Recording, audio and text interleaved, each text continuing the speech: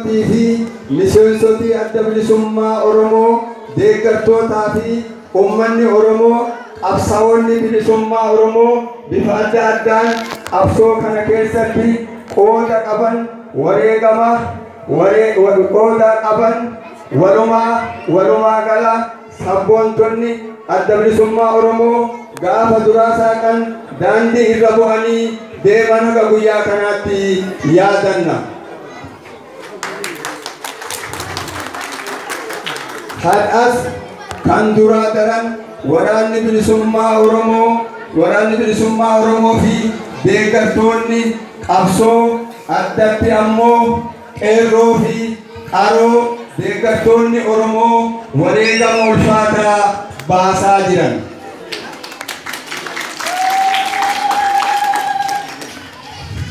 Uummanni Oromoo jaallatee qawwee kaafne karaa nagaatiin falmachuun fedhii isaa kan dura ture. Haa ta'u malee jaloonni abbaa irree karaa nagaa waan hin feeneef uummata keenya jaarraa tokkoof walakkaa miidhaa hammana jennee himuu hin dandeenye irratti raawwatan.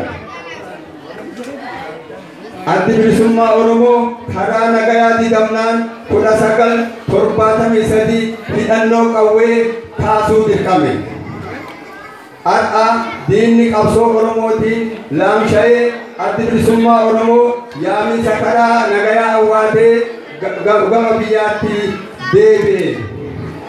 Addi bilisummaa Oromoo eega gama biyyaa deebi'ee gaafii karaa nagayaa akka milkaa'uuf duula tumsa waloo karaa ololaatiin irratti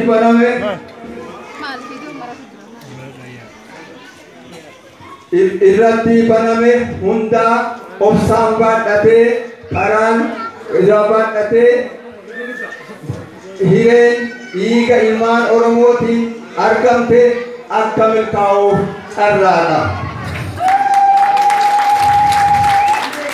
Miseensotaa fi deeggartoota isaa guyyaarraa guyyaatti doorsisaa hidhaa ajjeefamaa utuu jiraanuu